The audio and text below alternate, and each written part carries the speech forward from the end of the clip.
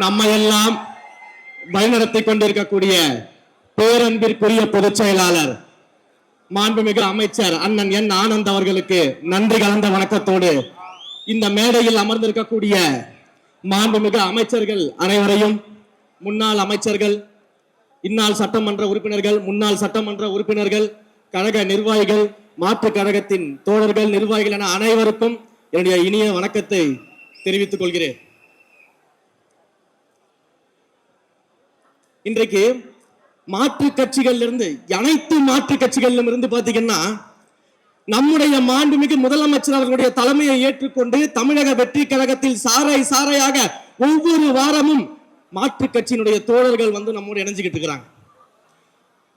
அதற்கு காரணம் என்ன தெரியுமா?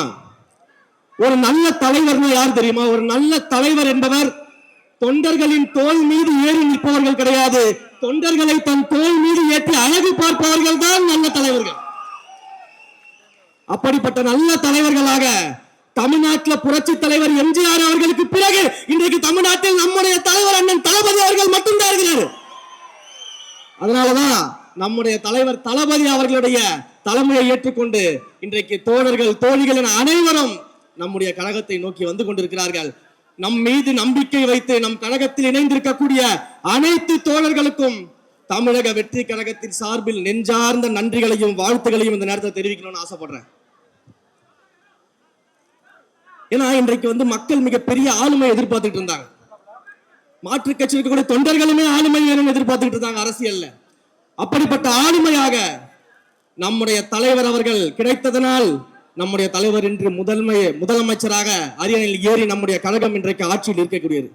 ஏறத்தாழ 30 ஆண்டு கால உழைப்பு, அந்த 30 ஆண்டு கால உழைப்பின் வெளிப்பாடாக இன்றைக்கு தமிழக வெற்றி கழகம் ஆட்சி அரியணையில் அமர்ந்து கொண்டிருக்கிறது. இந்த மாபெரும் இணைப்பு விழாவை இன்றைக்கு பேரன்பிற்குரிய முன்னாள் அமைச்சர்களும் தன்னுடைய பதவியை கூட துறந்துவிட்டு இன்றைக்கு நமக்காக நம்மோடு இணைந்து உறுதுணையாக இருக்கக்கூடிய புதுக்கோட்டையின் அண்ணன் விஜயபாஸ்கர் அவர்களுக்கும்,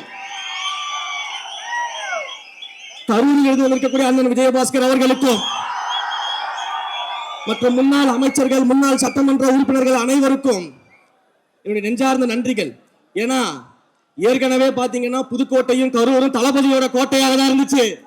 இன்றைக்கு அந்த கோட்டையில் மேலும் வலு சேர்க்கக்கூடிய விதமாக 2 தளபதிகள் நம்மோடு இணைந்திருக்கிறார்கள். அதில் மற்றற்ற மகிழ்ச்சி. ஏன்னா இதே புதுக்கோட்டையில நாங்க பல்வேறு விழாக்கள்ல கலந்துட்டு இருக்கோம். எலெக்ஷனுக்கு முன்னாடி எத்தனையோ பொதுக்கூட்டங்கள்ல பேசியிருக்கோம். ஏன் அன்பிற்குரிய அண்ணன் விஜயபாஸ்கர் சொன்னது போல அவருடைய அன்பிற்குரிய மாப்பிள்ளை திரு புதுக்கோட்டை பர்வேஸ் அவர்கள் எத்தனையோ பொதுக்கூட்டங்கள்ல, கடைசியா விராலிமலை பொதுக்கூட்டத்தில் கூட கலந்துகிட்டோம். மிகப்பெரிய ஒரு தளபதியின் கோட்டையாக புதுக்கோட்டையை நம்முடைய தோழர்கள் கடந்த 30 ஆண்டுகளாக உருவாக்கி வைத்திருக்கும் போது அந்த கோட்டைக்கு மேலும் வலு சேர்க்கும் விதமாக இப்படி ஒரு முத்தாய்ப்பான விழாவை அண்ணன் எடுத்திருக்கிறார்கள் அப்படின்ற போது ரொம்ப சந்தோஷமா இருக்கு. ஆனா தஞ்சாவூரும் கோட்டை தான், திருச்சியும் கோட்டை தான், தமிழ்நாடே இனிமே தளபதி கோட்டை தான். அதான் தமிழ்நாடே தளபதி கோட்டைன்னு சொல்லிட்டேன்.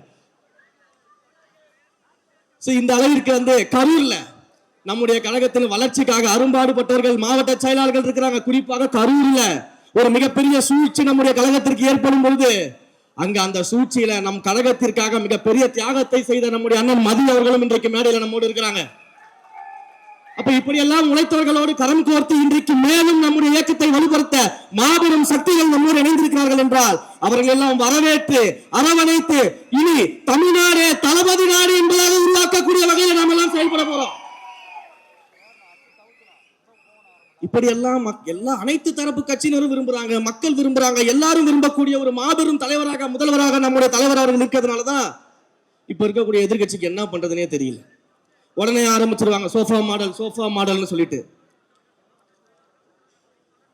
உண்மையிலேயே இவங்கெல்லாம் பாப்பா மாடல், நம்ம சோஃபா மாடலா, இவங்க பாப்பா மாடல். ஏன் பாப்பா மாடல்? தொட்டதுக்கெல்லாம் அழுகுறாங்க, என்ன பண்ணாலும் அழுதுகிட்டு இருக்கிறாங்க, சட்டமன்றத்துக்குள்ள வந்து ஏதாவது ஆக்கப்பூர்வமான கேள்விகள் கேட்பாங்க, கருத்துகள் சொல்லுவாங்க, ஒரு கருத்துரையாடல் நடைபெறும் பார்த்தா தொடர்ந்து வன்மத்தை கக்கிறதுலயே வேலையா வச்சுட்டு இருக்காங்க அழுதுகிட்டு. ஆனா உண்மையிலேயே சொல்லணுங்க, எங்களுடைய அண்ணன் ஆதவர்ஜனா அமைச்சர் அவர்கள்லாம் சட்டமன்றத்தில் நான் பார்த்து வியந்தேன். அவங்க கேட்கக்கூடிய கேள்விகளுக்கெல்லாம் பொறுமையா எழுந்து பலமுறை திரும்ப திரும்ப திரும்ப ஒரு குழந்தைக்கு விளக்கம் சொல்ற மாதிரி சொல்லிக்கிட்டு இருக்கிறாரு. ஆனா அவங்க காதுக்கு ஏற மாட்டேங்குது, அழுதுகிட்டே இருக்கிறாங்க. அதனாலதான் சொல்றேன், நீங்க சொல்லக்கூடிய சோஃபா மாடல் அரசாங்கம் கிடையாது, நீங்க தான் பாப்பா மாடலாக இருந்து கொண்டு வருகிறீர்கள். தொடர்ந்து அழுதுகிட்டு அழுதுகிட்டே இருக்கிறீங்க. அழுவறதை விட்டுட்டு ஆக்கப்பூர்வமான கேள்விகளோட வாங்க, நாங்க பதில் சொல்ல தயாரா இருக்கோம். அப்ப தொடர்ந்து ஆக்கப்பூர்வமான செயல்பாடுகளில் ஈடுபட்டு மக்களுக்காக பணிகளை செய்வதற்கு தமிழக வெற்றி கழகத்தின் ஆட்சி இங்கு நடைபெற்றுக் கொண்டிருக்கிறது. இந்த ஆட்சியை மேலும் வலுப்படுத்த பல்வேறு தரப்பினரும் பல்வேறு கழகத்தின் தோழர்களும் தோழிகளும் முக்கிய தலைவர்களும் இங்கே நம்மோடு இணைந்திருக்கிறார்கள். அனைவரும் ஒன்றாக சேர்ந்து தமிழ்நாட்டை தலை சிறந்த மாநிலமாக உருவாக்குவதற்கு இந்த ஆட்சியில நாம் எல்லோரும் ஒன்று சேர்ந்து செயல்படுவோம். 234 தொகுதிகளிலும் வருங்காலங்கள்ல தேர்தல்ல தமிழக வெற்றி கழகம் நிச்சயமாக ஜெயிக்கும்.